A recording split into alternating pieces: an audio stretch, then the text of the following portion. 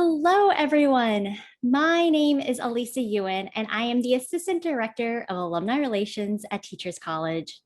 Thank you for joining us today for our Alumni Career Development webinar, which is co-sponsored by TC Next and Alumni Relations, and it covers a wide range of career-related topics and features speakers from a variety of industries. This is one of the many ways you can stay engaged to your TC family. I'd like to quickly remind you of a few more ways you can maintain a meaningful connection with TC. 1. Hire TC alumni and students. 2. Refer prospective students back to the college. 3. Show your pride by including Teachers College in all of your professional credentials. 4. Share your talent and expertise by volunteering to speak at TC events or by joining one of our Alumni Association committees. And 5, when the time is right for you, support TC financially by donating to the TC Fund. We are especially grateful for the TC alumni who share their knowledge through insightful presentations like the one we're about to hear for all of the TC community to learn together.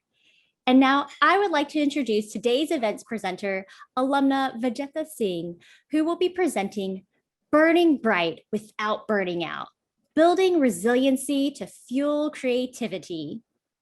Vijayeta, who is a licensed clinical psychologist, helps others discover simple ways of wellness to thrive and not just survive. Founder of Therapy Couch New York City, Vijayeta uses tried and tested empirically based techniques to help clients improve their resilience and the ability to roll with the punches of life. A nationally known expert with over 15 years of experience in the field of emotionally intelligent relationships, Vijayeta received her Ph.D. from Teachers College, Columbia University, and is a supervising psychologist at Icahn School of Medicine at Mount Sinai Hospital, as well as at TC. Born and raised in India, she's fluent in Hindi and has a deep understanding of cultural and social issues as they relate to work, career, marriage, and parenthood. Vijayeta will be taking questions from the audience during the latter part of our event, so feel free to drop in your questions in the Q&A pane below. We will be utilizing Mentimeter during today's webinar, so make sure you have a phone or a device ready. We will be recording this webinar and you will receive it in a follow-up email. If you have any technical or audio issues, please feel free to chat and let us know how we can help. And without further ado, please help me welcome Vijayeta. Hi, everyone. Hi, Elisa. Thank you so much for the invitation to be able to come back and present here. I'm so grateful. I'm so grateful because, this has been such a crazy, chaotic year. And I know that everybody that I've worked with and also spoken to have talked so openly about their struggles. So I'm really glad to be able to bring this topic, and I hope it's helpful to those of you who are here and listening, and I thank you for your time. So I'm just going to start off by telling you a little bit about this topic today. So just a little bit about me. So I am a clinical psychologist. I'm a speaker. I'm also a supervisor. As Elisa just mentioned, I supervise psychiatry residents and fellows and psychology interns at Mount Sinai Hospital, as well as I'm a supervisor at TC, which I'm very, very proud to be doing. And I'm also in my private practice, and I work at Therapy Couch NYC and Therapy for Brown Women, which is really my commitment towards making therapy more amenable to diverse populations. And in my non-professional roles, I'm also a mom and also a caregiver. So what that means is that when I speak to you today, I speak to you from all of these different experiences and with the humility of someone who, as everybody else, has had their own sense of adversity and difficulties and challenges. So let's talk about this year, right? Because this year has been such a different year in so many ways. And when I talk to people in the clinical field, a lot of what I hear is I'm feeling overwhelmed. I'm feeling tired, I'm feeling frustrated. Languishing was a term that also came up this year. And I think a lot of people have felt that sense of stagnancy. And for a lot of us, it is brought into, it's a year that has brought into perspective what levels of stress are in our life and how we react and respond to those, and what are the changes that we want to implement or see going forward. So what I would like to have you do is I'd like to have you head over to menti.com, and if you can punch in the code and just respond to a simple question, which is, how are you feeling today? Just to check in, just to see how everybody's doing. How are you feeling today? And it's, whatever comes up is perfectly fine. So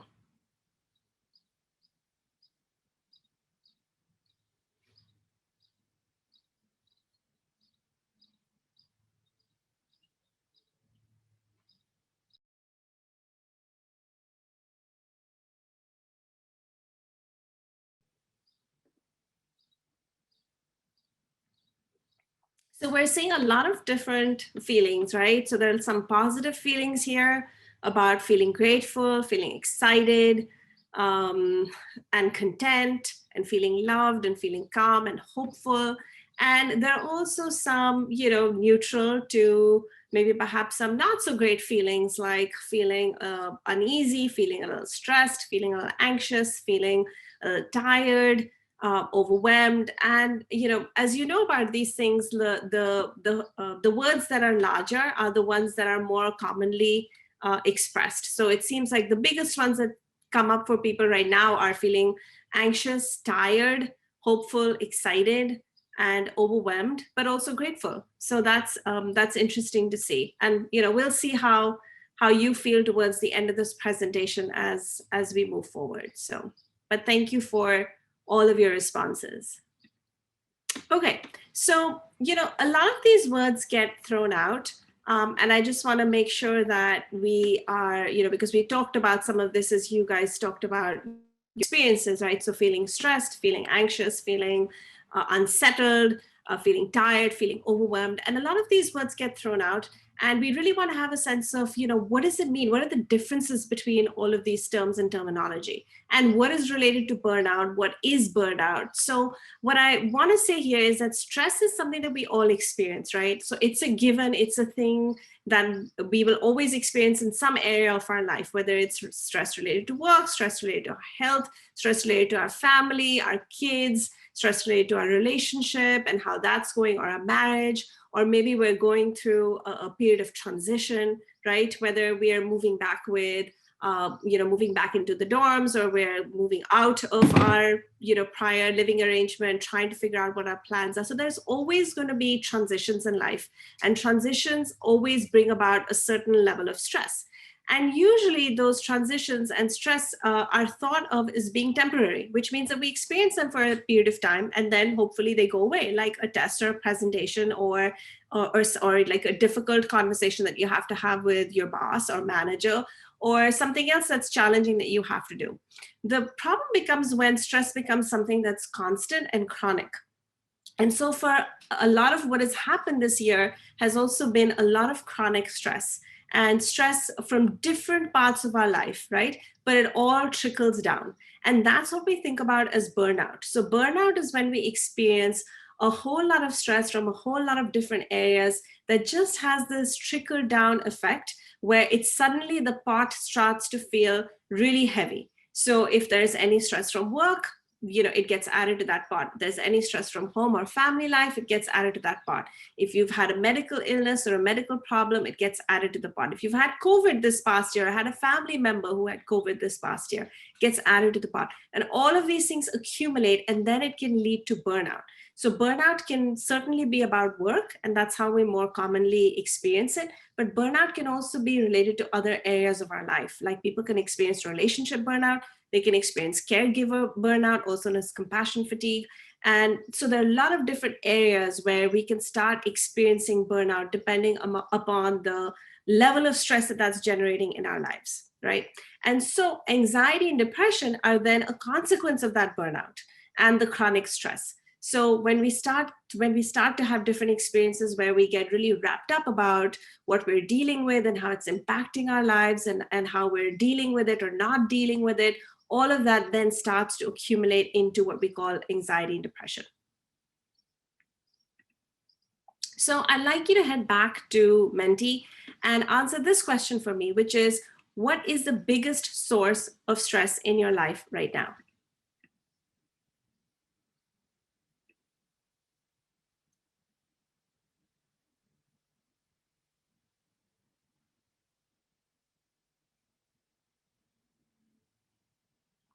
So I'm seeing a lot of different responses, but for sure, work seems to be right there with everything else, including relationships, uncertainty, health, work, time management, debt. So we're seeing a lot of different things that are impacting our level of stress. So here we are, right? So relationships, work, health, and career. Some of us are struggling with a new job. So all of those things are causing stress to you guys. And I think that it's interesting. Sometimes we can have, one thing that can be a source of stress, and sometimes there can be multiple sources of stress, right? So just to be mindful of that. So the reason why we're thinking about your sources of stress and how you're feeling is because all of these things have such a real impact on us, right? On our bodies, on our minds, and also on our relationships. And so even though we know that stress impacts us, sometimes it can be helpful to just know how. And so in terms of the physiological impact, our body responds to stress like it would to any real threat in the world. So the adrenal glands release, stress hormones and cortisol, and our whole body is flushed with that. And that has a lot of impact on all the systems in our body. So physiologically, right, it leads to differences in our immunity, and it weakens our immunity over time as our body is getting building up for a response to a threat.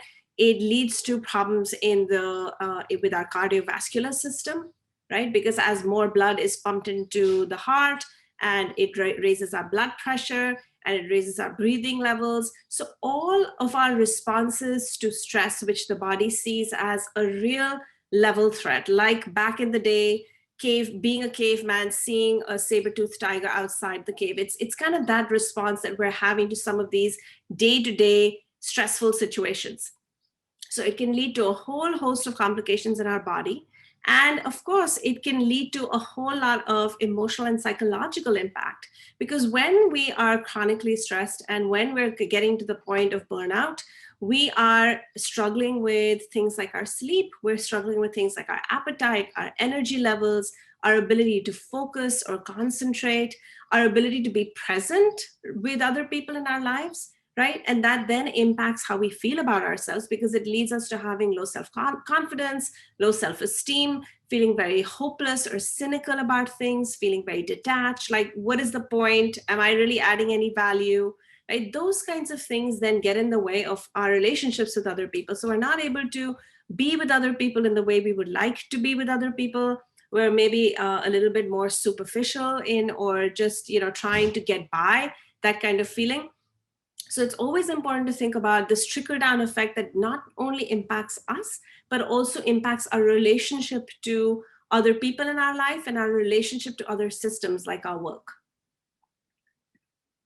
And so what have we learned thus far? So we know that stress and adversity is a reality, right? That we're all going to experience it. And although we can take steps to minimize stress and adversity, the reality is that there's always going to be something that's going to feel stressful to us at some point in our life, because that's just how life rolls. So the idea is that we can take a little bit of a problem-solving approach in terms of trying to minimize, right, the sources of stress. Or when we think about maybe having a conversation with our boss or manager, maybe trying to reduce the amount of time we spend in front of the screen, All of those things are great because they help us put into perspective what we're spending our energy on and how we want to spend less time or energy on those things.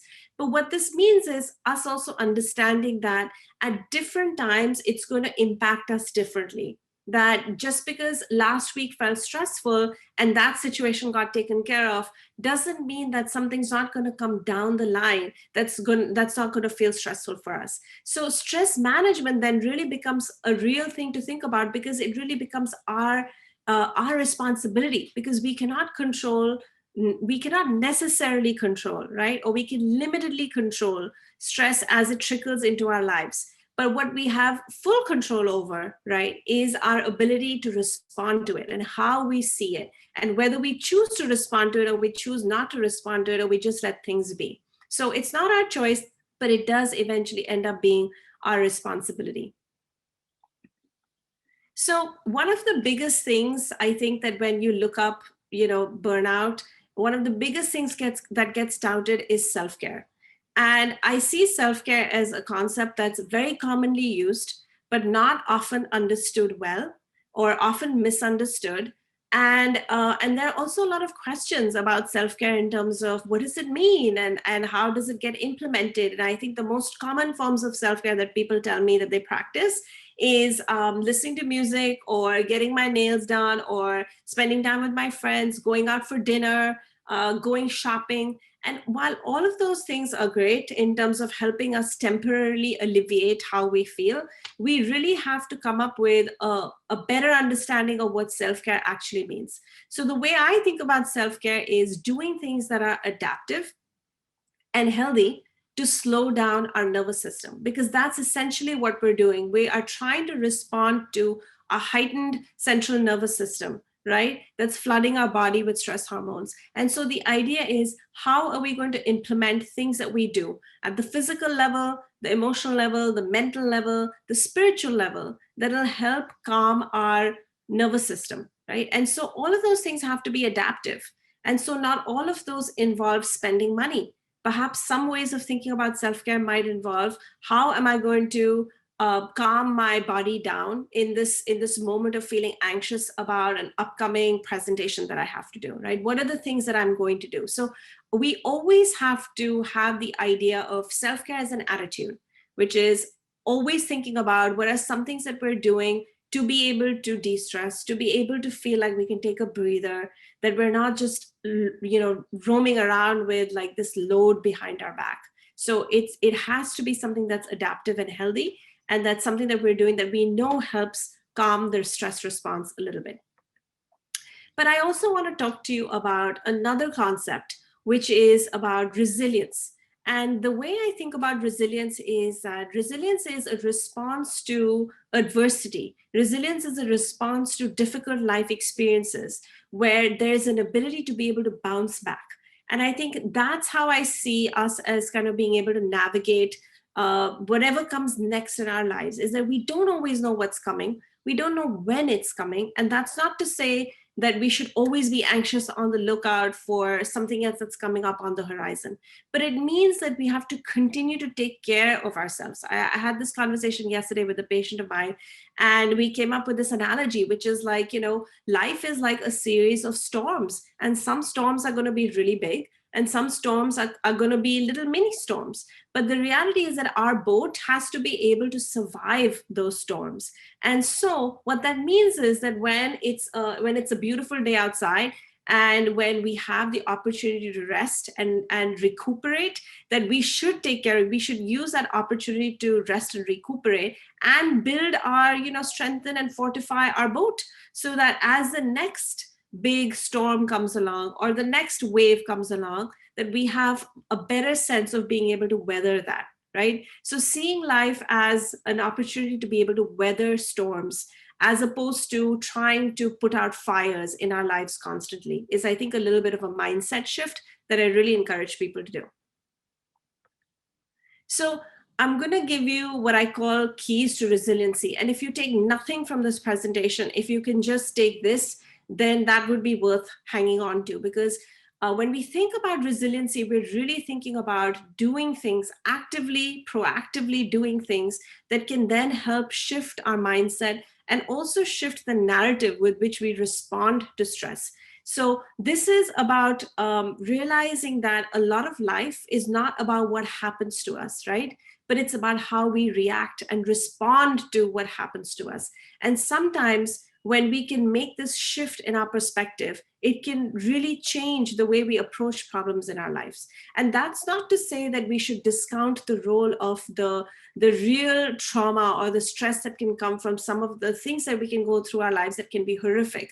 So that's not saying that we're going to, pretend that that doesn't exist. But what we're saying is that despite those things being there, despite a spouse having a medical condition, despite us losing a job, despite us, our business being in financial, jeopardy or crisis, despite the fact that we might be having problems in our marriage or in our relationship, or despite the fact that our kids are not doing so well or struggling during this year of pandemic, despite that, how are we going to choose to react and respond to those circumstances so that we don't make the situation worse? Because this is a very common thing that when things happen in our life, and as things often do, oftentimes our response can make the situation worse. So the idea is, if we cannot make things better, how can we at least not make things worse, right? So these are the keys to resiliency, and I'm going to go into them, but they're basically about practicing mindfulness, emotional self-awareness, compassion. I've said self-compassion, and I'll explain why, but I really mean compassion in entirety. And then lastly, gratitude. And I'm going to get into these right now with you. So let's build on these concepts. So mindfulness, you probably have heard a lot about. It's a little bit of a buzzword. Everybody uses it. But what does it actually mean? So to me, mindfulness is really the opportunity to be fully present and engaged in the moment. It means that when I am with you, or when I'm engaged in a task, I try my best to just stay present in that task for the duration that I'm there. And does that mean that my mind will not be distracted? Or does that mean that I might not have other thoughts? No, that's not what it means. It just means that every time I notice that I'm getting distracted, pulled away by thoughts somewhere else, or a conversation with someone I had, or thinking about what am I going to do after this presentation, that I just bring myself gently back to the task at hand, right? Because we live in a world where we really emphasize being able to juggle things constantly. It's almost like we see that as a skill.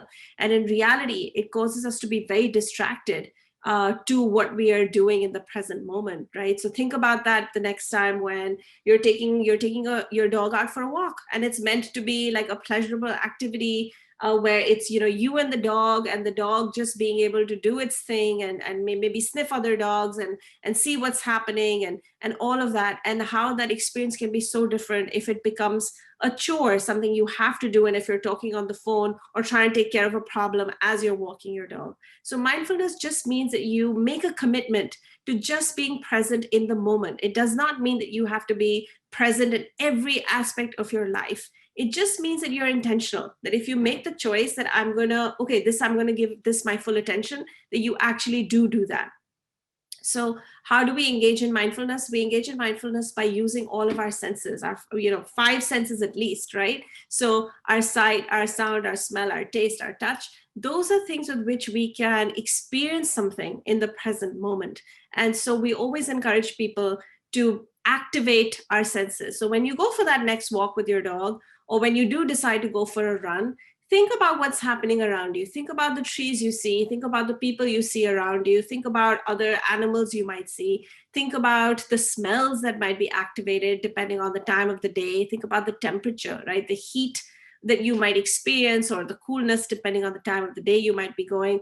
And think about, you might be able to like taste like your last coffee, or like your last meal, or maybe your mouth feels really dry. So really activating all of your senses as you are in the experience. And as I said earlier, it's okay to be distracted by other thoughts you might have, other memories that might get triggered, you might see someone and your mind may go away somewhere momentarily, but it's okay to just come back to the present moment and just be aware that there's no judgment here, that we're all trying to do the best that we can. And so, as a practice, you will get better at this as you go forward, and that it's okay if you lose your path.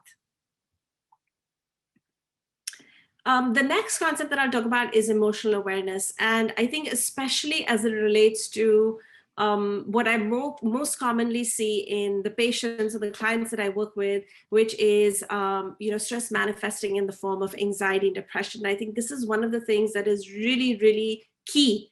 And something that we really have to pay attention to is our self-awareness and our awareness about our emotional state. And by that, I mean being able to check in with yourself. And I often do this as a form of exercise with my clients, is I ask them to actively reflect on in any given point in the day or multiple points in the day in terms of how am I feeling? What's coming up for me right now? And really listening to the response and really trying to dig for a feeling, right? An emotion. So something that's like, I'm feeling a little resentful. I lost my entire morning to a fire that I was trying to set out for a colleague, or I'm feeling really guilty. I was supposed to go and do my exercise, but I never did. Or I'm feeling kind of tired. Yesterday was a really stressful day. Or I'm feeling kind of overwhelmed. I'm feeling pulled in all of these different directions, and I'm just feeling like it's depleting my energy. So if you can just touch base with yourself intermittently through the day by just asking yourself, how am I doing? What's coming up for me? And where is this coming from? Like, what happened? Where is this coming from that and sometimes that might surprise you. That answer might surprise you, that it's coming from a place that you least expected, or that you're having an emotional response when you least expected. But it allows us to have a sense of what's happening for us and what we are responding to, because so much of our life is just responding unconsciously to things that are happening around us. So this allows us to really tap into that knowledge base, that resource that is always there for us. I want to talk about compassion here, and I label this as self-compassion. But compassion really is the ability to be kind to yourself. And a lot of times people struggle with that. I think especially, those of us, if we live in big cities like New York or, all over the world, we live in a time where so much is demanded of us, and we demand so much of ourselves. And I think that we have bought into this culture of hustle, which is that, you have to work, and that it's about being able to get ahead and get ahead faster and be more productive and be more efficient. And all of that comes at such a big cost, because I think what it ends up doing is we end up putting so much pressure on ourselves, right?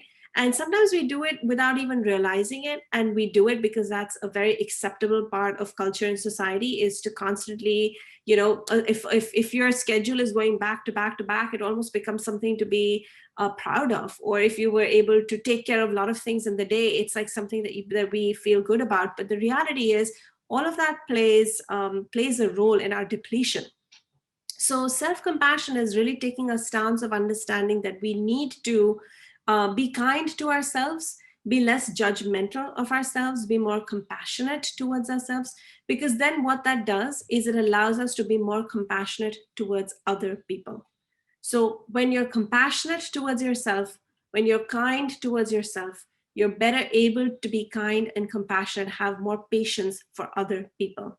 If you're impatient and restless with yourself, it'll be very hard to be patient with other people. So think about how that might apply in your life, right? If you grew up with a parent who didn't intend to, but was maybe perhaps a little critical, or tended to have high expectations from you, it might lead you to have your own inner critic that might have a very strong voice. So every time you're doing something or you don't deliver at your best, that inner critic can show up and say, well, you could have done better, or, maybe it wasn't so good, or that you messed that up, or, better luck next time. And so the idea is that you can still notice that maybe you didn't show up in the best way, but that it's okay, that in the large scheme of things, that if you are trying to do your best, that it's okay, that there will be moments where you will mess up. There will be moments where you may not perform at 100%. And then that kind of kindness towards yourself actually allows you to think about what you need, so that the next time you attempt this, you might have a better outcome. So I apologize. I feel like my neighbor's having his garden mode, and that always happens when I'm trying to give an important speech or conversation. So I apologize for any background noise. So gratitude, which is, I think, another key factor to being able to be resilient. So gratitude, I think of gratitude as one of those things where we really have the opportunity to give thanks. But Robert Emmons at UC Davis is one of the leading researchers and in the field of gratitude. He's also an author of several books. And this is how he describes it. And he says that it's an affirmation of goodness, that we affirm that there are good things in the world and that there are a lot of gifts and benefits that we've received. And I think oftentimes we forget that, because I think in the hustle bustle of life, we're always looking for the next thing and the next thing and the next thing, or all the things that are not working. I think we're very, very sensitive and attuned to those things, and we're not attuned to the things that are working, that are going well, that are reasonably pleasurable experiences in life.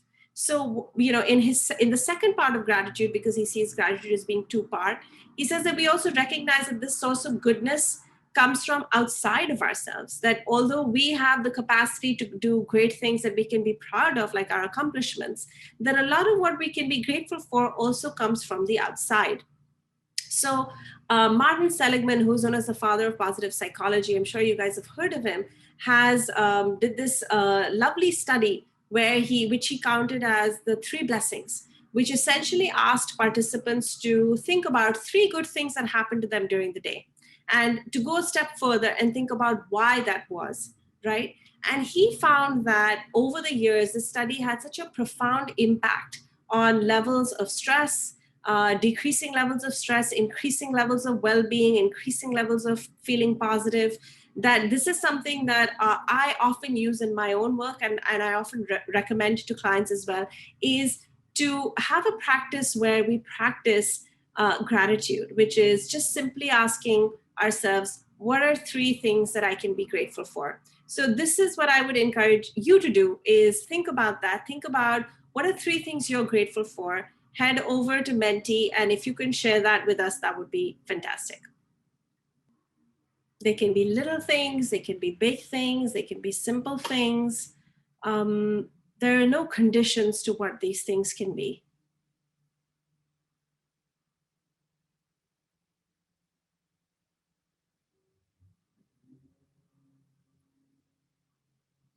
So I'm loving some of these responses, right? There, a lot of you are talking about family and health and pets. I see a lot about cats and dogs, relationships with family, friends, spouses.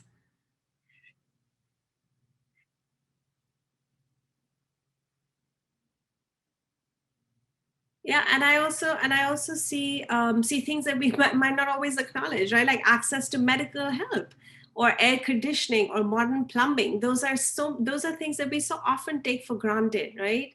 Or the fact that we have sunlight, that it's or that this is the time of the year where we have access to tangerines, or we have access to mentors, people in our lives who are there to support us and see us grow, or we have a particular family member who always shows up for us. So thank you for all of your responses. I really appreciate it. And I would really encourage you to, if you are able to incorporate this as a practice, which is every night before you go to bed, to really think about what are three things I'm grateful for. And I'd also see if you can go a step further in terms of really thinking about, how you might do that. What are the things that contribute to your being grateful for those things? So what I would like to do with you now is I would really like to talk to you a little bit about mindfulness, which is something that I spoke to you about earlier, and maybe invite you to do a brief practice in mindfulness if that's something that you feel amenable to doing. So if that's something that appeals to you, I would just ask you to, maybe just find a comfortable seat in your chair, and maybe if possible, place your feet on the floor. If not, you can sit in any position that feels comfortable to you. And then I'm just going to lead you through a brief practice, a really brief practice, just so that you can get a taste of it. And maybe some of you have done this before, so if you feel comfortable, just close your eyes, or you can lower your gaze.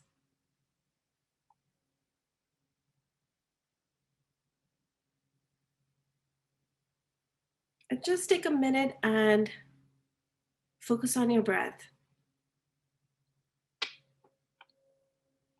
Not changing your breathing in any way, but just noticing the in and out of your breath.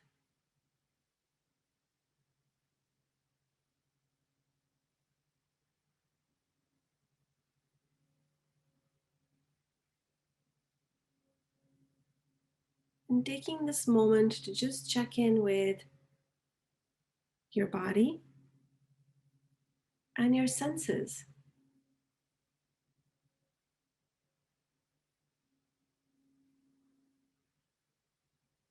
So, paying attention to any sounds in the room you might be able to hear, paying attention to the temperature in your room, the texture of the fabrics of clothes on your body. Maybe really thinking about any pain or tension you might be experiencing in your body.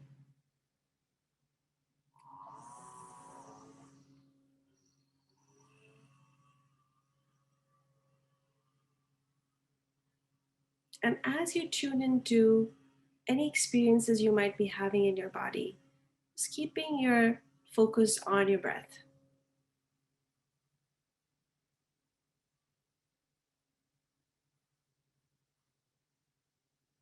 And paying attention to any place that you might experience your breath most vividly in your body. It could be your nose, it could be your throat, it could be your stomach, it could be your chest. Just bringing your attention to wherever you can experience your breath most vividly.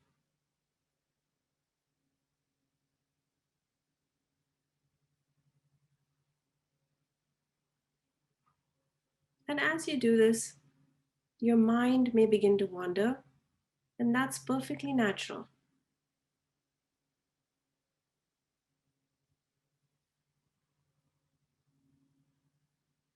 And it's okay to gently just come back to the practice of your breath.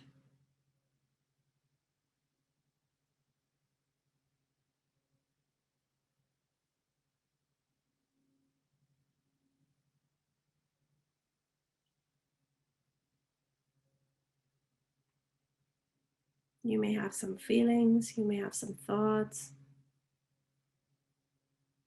you may have some reactions. And for now, it's okay to just come back to your breath.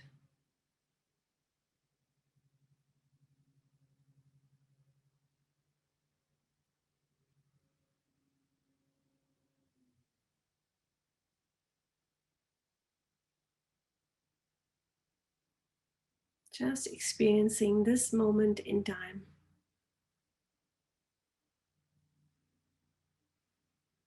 And just allowing yourself to do nothing for absolutely just 1 minute.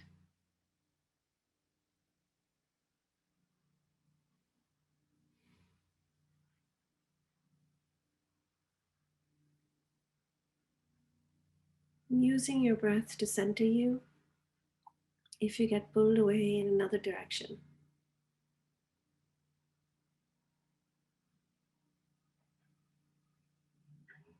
This is the place you can always come back to. You can always come back to your breath.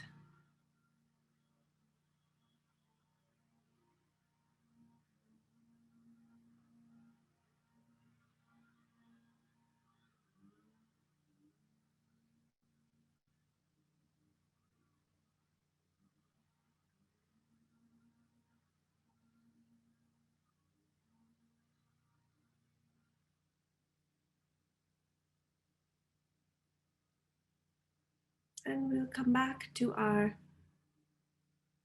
body. We'll maybe start at the feet, just noticing our feet, maybe wriggling our toes, feeling our legs, noticing our legs and our torso, and coming up to our chest, bringing our awareness to our arms, our hands, coming up to our neck, our face, our eyes, up to our head. Taking a deep breath in and out. And whenever you're ready, you can open your eyes and come back to the room.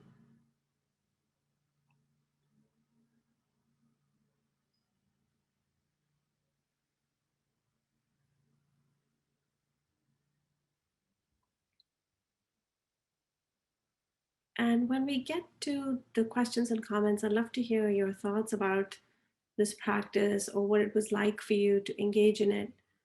And just to leave you, I'd like to remind you that life is a continual pressure cooker. It can feel like a continual pressure cooker. And as we have the opportunity to experience more of life, it also means that taking care of ourselves and being respectful of our bodies and our minds means taking care of ourselves. So I really hope that you have the opportunity to do that and get back on the proverbial horse. And I look forward to hearing your thoughts and your comments and your questions. Oh, by the way, these are some resources I recommend. Um, these are just some, like technology, I think, has made it so easy for us to practice some of these things. So I really, really like Headspace. It's a great beginner to meditation, mindfulness. Calm is also really nice. It's another app. And Shine makes meditation and mindfulness really easy for those of us who struggle with silence. So if you struggle with silence a little bit more, you might like Shine. Um, and there are these other books that I really like that are very helpful in terms of thinking about some of the things that we talked about today, right? Like mindfulness and emotional awareness. Um, so, do check those out. And I'll open it up to any questions that you might have. Thank you so much, Vijayeta. This was, I feel very calm right now since we just did our mindfulness practice. So thank you for that. We have a few minutes for Q&A. So if you haven't had the time to put in some questions for Vijayeta, go ahead and feel free to put them in the Q&A pane, which is located at the bottom of your screen. So Vijayeta, we have some questions. So the first one, earlier in your presentation, you were talking about self-care and how it should be adaptive and, healthy to slow down your nervous system. Could you elaborate a little bit more about what you mean by self-care being adaptive? So I think that sometimes we can think about self-care as anything that we do to reward ourselves, right? So thinking about self-care as a mechanism, not just about rewarding ourselves. So it's not about if going to dinner is something that nourishes you because it's going to mean connection with a friend or a family member, that's great. But if we're going to dinner and then I've had people who say, I just went crazy with the alcohol, or I just overloaded on the sweets, or it was my day to just do carbs because I was like, I gotta be good to myself. So those are the things that we have to really pay attention to, that it's okay to go out and get dinner, but let's hope that that's a healthy dinner, right? Or it's okay to go spend time with family, but let's be mindful about whether that's coming at the cost of some other responsibilities that we need to take care of. So taking care of ourselves is not a carte blanche to be avoided about our responsibilities, our roles, or not to be mindful or cognizant about how what we're doing is maybe not helping us. Because especially I think that I've heard a lot when it comes to spending money, because a lot of times people will say, well, I spend X amount of money on going out or getting my nails done or getting my hair done, but it's important, it's form of self-care. And so we want to be mindful of that and really grow our definition of what self-care really means, so that we are taking that into account. So by all means, spend money, but if that's something you're struggling for or feeling bootstrapped, then you might want to think about other ways of extending your self-care. Thank you so much. So the next one is kind of in the same vein in terms of self-care. After everything that's happened, it's especially this past year, it was very easy for people to kind of blur the lines between home and work. And I think a lot of people really struggled about how to set these boundaries with work. You know, when does work time finish and home time start? And like altering that work culture as everyone was kind of shifting over. I mean, do you have any advice on like what strategies you can have in terms of setting these boundaries for work? I mean, we have so many people who want to make sure they're taking time to check in with themselves emotionally, to make sure they're, you know, doing self-care, but it at the same time feels almost impossible to fulfill all the duties that they have and do a good job, and just finding that balance. So do you have any strategies, tips, advice? Yes. So I think that oftentimes we can feel like we need to compartmentalize like our lives. So like a work needs to end at this time, and or that, you know, from this time to this time I will not check emails, or this time to this time I won't do this, or this is my family time, or this is my time to do this. And I think that although that can be somewhat helpful, because especially for those of us who may have absolutely no boundaries between work and home or play, or, you know, taking care of ourselves, it's important to have some frameworks in place. And at the same time, I would encourage you to think about this as your energy. So you have X amount of energy, you know, that'll last you during the day. And so you'll only have so much energy that you can give to work. You'll only have so much energy that's about to go around, right?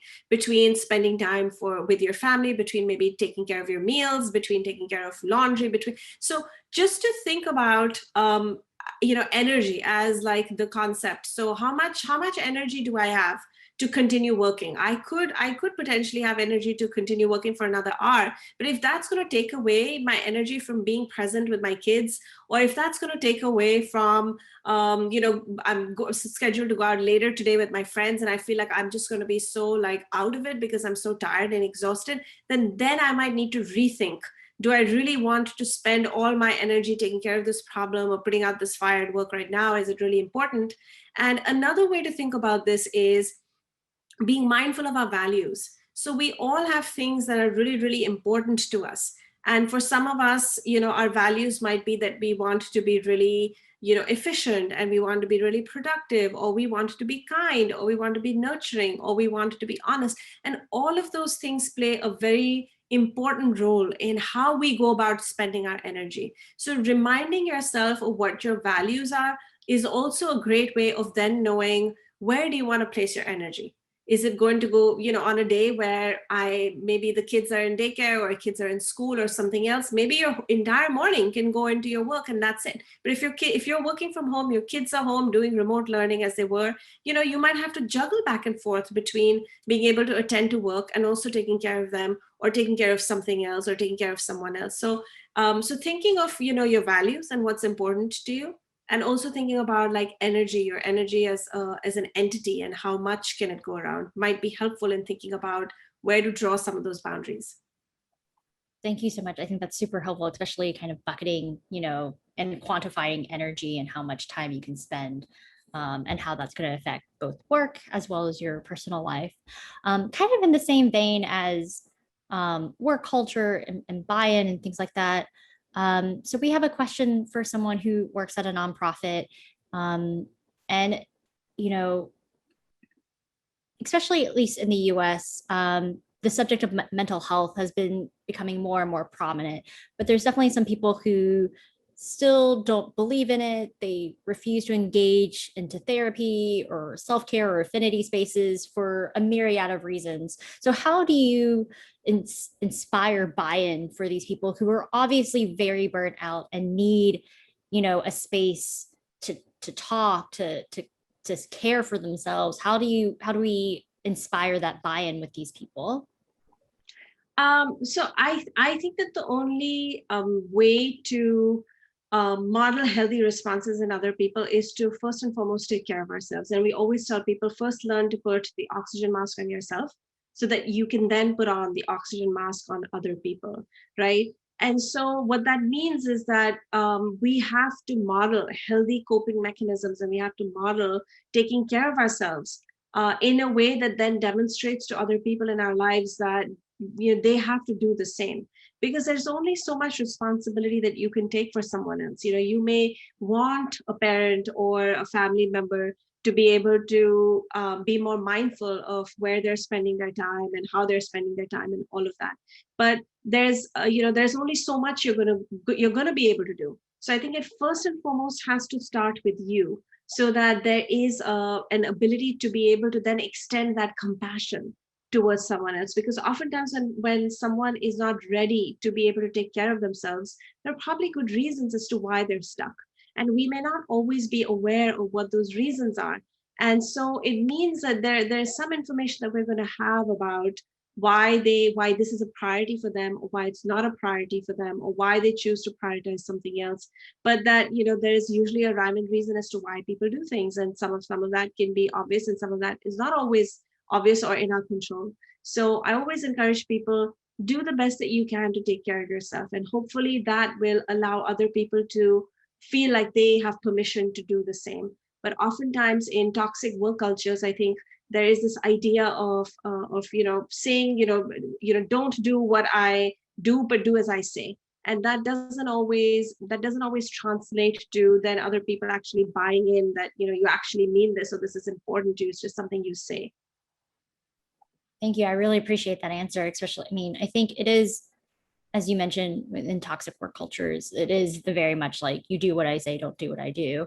And so being able to model, the idea of self-care, the importance of self-care, of therapy and things like that, is so important. So I really appreciate your answer. So I think this will be our last question, because I know we're getting close to time and I want to be mindful of everyone's time for today. But, earlier, Vijayeta, you were talking about how, with the culture of like the hustle and bustle and perfectionism, and then obviously past experience as well, the way that we were brought up, the way that we were educated and things like that, really kind of has altered how we handle like our inner critic, how much we might chastise ourselves if something wasn't done perfect and things like that. So how do we separate our current feelings from our past experiences? How do we change our mindset to no longer just berating ourselves when something wasn't done 100% and things like that? So one of the biggest predictors for burnout is actually perfectionism. So perfectionism has been kind of identified as one of the characteristics, or the behaviors, right, that we can sometimes engage. And I see perfectionism as a bunch of unhealthy behaviors. I think we always have, no one's a born perfectionist, no one has to die a perfectionist. Like, those are all things that we can change. So what that means is that we have to start thinking about the heavy expectations that we place on ourselves for things to be 100%. I think that we have this idea that your life has to be 100%, or that how we show up has to be 100%. And I think, nature and life tells us that's far from true, that there is so much pleasure and joy in things when they're not perfect, and that we appreciate so much when people can be their authentic selves, which is when they're not so put together and they're not so closely wound up. So I think what that says is that it's important to realize the humanity in ourselves and not forget that we're not robots, and that there will be opportunities where we will not be 100%, will be less than 100%. And we have so many things going on in our lives, right, that contribute to us not being 100%. I mean, think about this past year and all that's happened in this past year. We've had the pandemic, and we've lost people, and we've fallen ill. Some of us have had long haul COVID. Some of us have had financial difficulties, employment problems. There have been natural disasters, like the wildfires, the shootings in Atlanta, the whole civil unrest in the country, the incidents of racism, the murders of George Floyd. So much has happened. All of these things are bound to impact us and how we're doing, and it's going to impact our energy. So we're always expecting our energy to be 100%, like 100% charged, as if we're recharging ourselves every night like we do our iPhone, right? But that's not happening, because we don't do that. So we really have to reconcile with that, and that means having some compassion for ourselves and having compassion for other people. So not always expecting other people to also deliver at 100%. And then I think we can loosen up this culture of high expectations and high deliverability and high productivity and high efficiency, because I think all those are good things theoretically, but when we're struggling internally, it can be really, really hard to show up in that way. What a great way to end this webinar. I think, everything that you said, Vijayeta, is just so important. And I think it's even more so, it's just important to hear, because I feel like we don't hear that enough. We're always just constantly striving for perfection and striving to get as much done as possible within a day, but still be at 100% in both our work and our personal lives. And, like we've said throughout this presentation, with everything that's happened this past year, I mean, it's definitely been very easy to feel burned out. So thank you so much, Vijayeta, for providing ways that we can combat our burnout and through meditation and resiliency. Everyone, I know we weren't able to ask all the questions. I'm so sorry about that, but I just wanted to be mindful of time. But Vijayeta has been very generous and has provided her contact information, which you see on the screen. I also just wanted to let everyone know, we hope that you stay tuned to our emails and our social media for details on future events, including Discover Your Brand, how to leverage your strengths, accomplishments, and visions for professional growth with Tanisha Jane, Robert Louis Charles, and Carlos Osuna on Tuesday, July 13th at 12 p.m. Eastern Standard Time. We hope to see you at future TC alumni events. Until then, thank you so much for joining us today, and we hope you have a wonderful day. Thank you, everyone. Bye. Bye, everyone. Thank you.